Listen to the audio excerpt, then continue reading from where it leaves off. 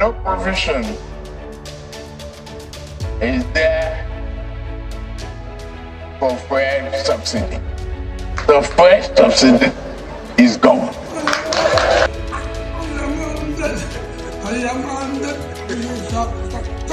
Yes, sir. Of irresponsibility. We condemn this in totality, and is the highest sense of irresponsibility, and we will not tolerate it.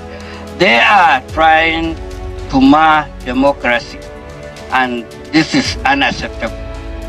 We condemn it, and we will make sure that they will have us to contend in the near future. Thank you. Have to end. Nigerians have to unite and end this rubbish. This is what we have told Nigerians. The Tinubu regime came to bury Nigeria after Buhari killed it. And people are still playing along with them. I don't know what is wrong with Nigerians. We are everything we can to fix the electoral system, to fix INEC. And it is not those who are in government today that will fix it for us. The media has a role. Civil society has a key role. We cannot remain as armchair critics and expect things to change. Nothing will change. Distinguished ladies and gentlemen, I want to start this conversation by thanking my wife. By thanking God first. And thanking God first. And then thanking Dr. and Mrs. Tinubu. And then thanking my mother and my father. My father is late, but my mother is alive. My mother should be 87 and somewhere in the house. Let me make it clear to all of you today here. I met President Tinubu in Yola, and I told him I will not vote for you. And I will not vote for you. I cannot vote for Tinubu. I will not vote for you. That is, I told him in advance. Why I'm saying this is because people in Rivers have been writing, he didn't work for PDP, he didn't work for APC, he didn't support Tinubu. I told him in advance before the election, so it wasn't a matter of whether I did or not. I made him know that because I was convinced that there was an issue of capacity. You have raised issues here. Most of those who raise the issues of capacity, some of us who are here raising issues of capacity, are also those who vote on ethnic and religious basis, or who spoil innocent, uneducated people who are poor to voting for people for the reasons of religion and ethnicity. That's why we are here. And let me tell you, it's a conspiracy of the elites. Forget, when we sit here, we look at what is the best way to go to grab power. We don't care for you. No Nigerian leader cares for you. And the reason why no Nigerian leader cares for you is because you will do nothing. You protested. At the end of the protest, the president announced increase in price of fuel because you will do nothing. It's an absolutely do-nothing society. You may not know. One of the reasons I called it was your level of knowledge. I respect people who are more brilliant than me. You, him, Professor Wole Soyinka, that's how the friendship started. The reason, I don't know figures, so you know figures. And I respect you for the level of knowledge of economics. In fact, if you were not here and I was a president, you would have played a prominent role in the government I will serve. I don't care where you come from, for Christ's sake. It's about moving the country forward. We don't want to move the country forward. If you're not ashamed, I'm ashamed. My passport was seized in Germany. I did nothing. My offense is that I'm carrying a green passport. They kept me for nearly 30 minutes, and I was going for a medical checkup in Vienna. Show us your hotel. Listen, I should. Show us a tour ticket. I should. Wait. Just because I'm carrying a green passport. So if you're not ashamed, I am. I am. That's why I picked up this topic. And let me tell you why I picked up this topic. Nigerian leaders and elites are not the problems of Nigeria. The problems of Nigeria are the followership. The leaders, look, when people say Nigeria is a capital, there are no capitalists in Nigeria. Capitalists are those with capital to invest for production. Do we produce here? Everybody relies on oil. Everybody wants to, that's why once you become president, you will see what will happen. As soon as you become president, You will not know Christians from Muslims. You will not. They are all coming towards you to just have a hand in the stealing. That's what happens. So I look at Nigeria and I ask myself, what are we actually doing here? Do we really want to be a country?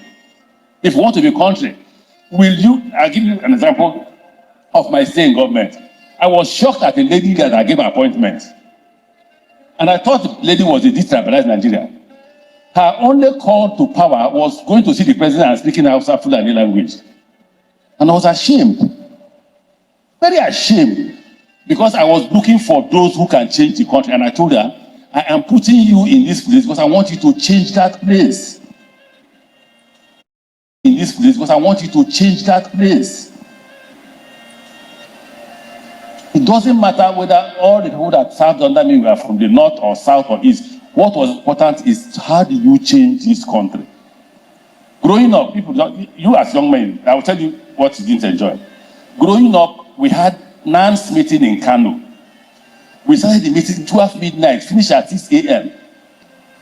It's okay. Start. SSS does not arrest us. Each person go find your way back to BUK. We had it in a private house.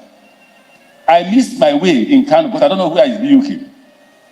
I only saw somebody, a man from Kano. Where is BUK? The person took me to Kano, BUK. If it's not, they will kidnap me.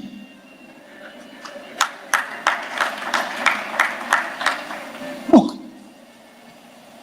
the ordinary northerner who is a Muslim has no problem with the ordinary southerner who is Christian. It is when it comes to election, they will tell you, so let them show you in Islam, where it says, don't say with a Christian. They cannot show you. They will only do that and say, this man is a Muslim, go for him. Now you have Muslim ticket.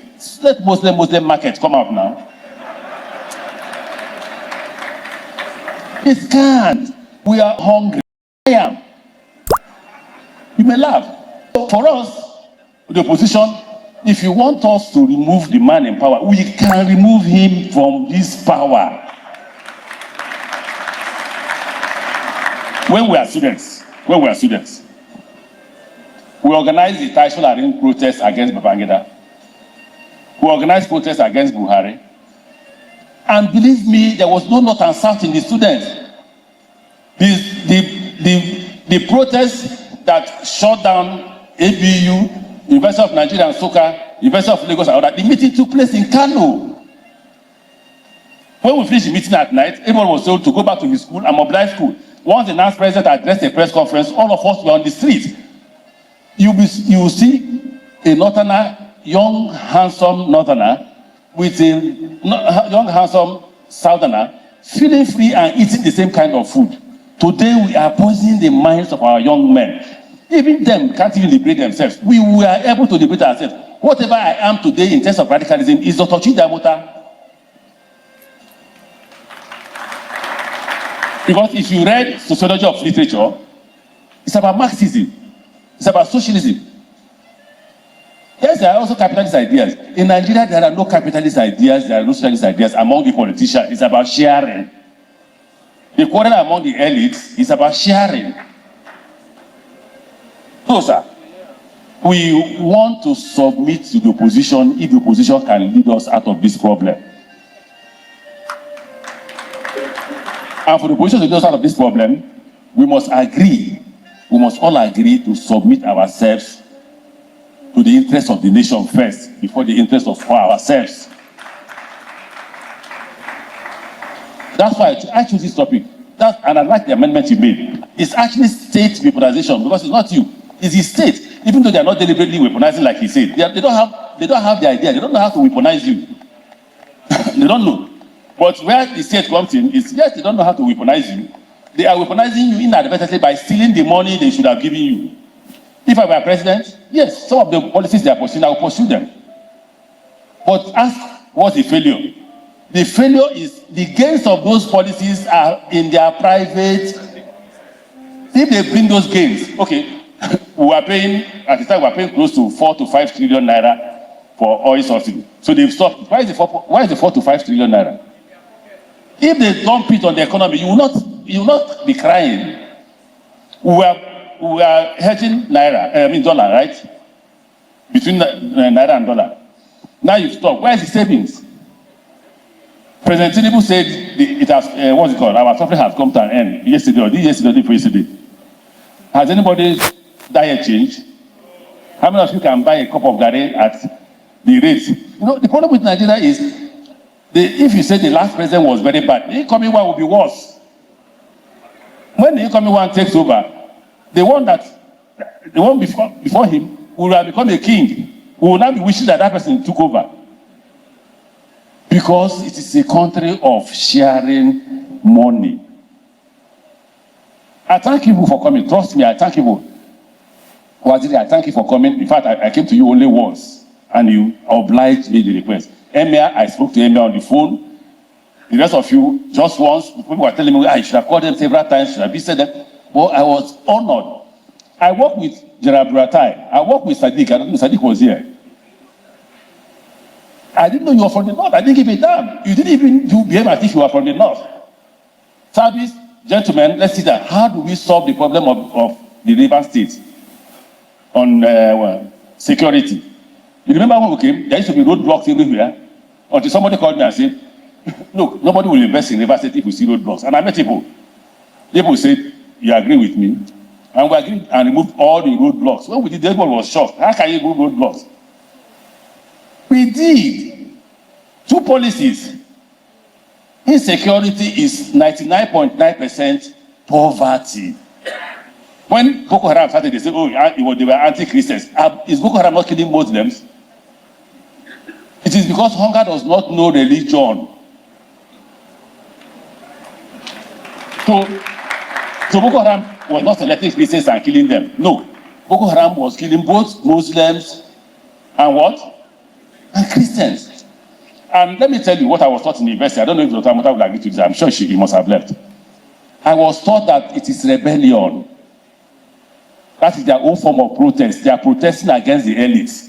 So because they are protesting against the elites, they can't catch the elites. The elites have guns. Here, if you see the number of guns here to protect all of us, not to protect you. So when they look at us, they can't catch us. Who did they catch? They are follow poor men. And when I was governor, when there is an increase in insecurity, I know there is no money in the system. Where is Commissioner for Finance? He became SSG here. What do I tell you? I said, go and release money. Pay contractors, pay salary, pay money. And once you pay, insecurity will do what?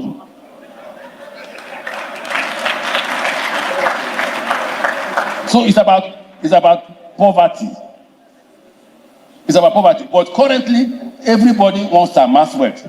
The current government and their agencies and who work with it, they are not even afraid. If you see the kind of houses they are building, if they are not afraid, I am ashamed for them because they have no name.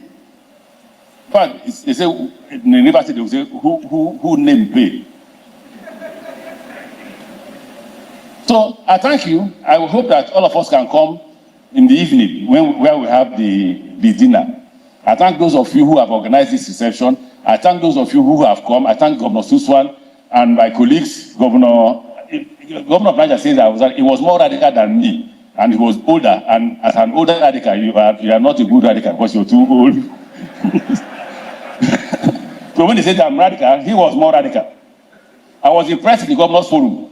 I thank you people for giving me support. Him, Governor Sule Lamido, and all others, they pushed me on with their radical ideas.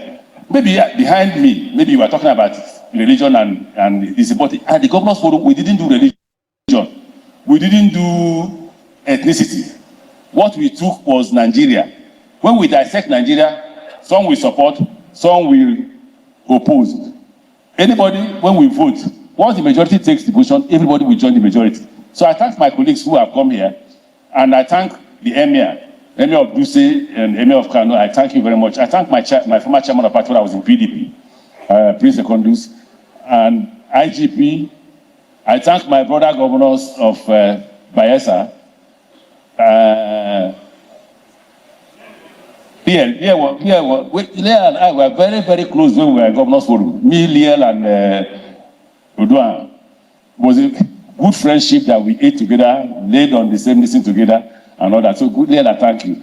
I thank all those who have come from River State for this show, for this thing. And then today's dinner will be the last ceremony we will have. Once more, Your Excellency, the former Vice President, I'm grateful.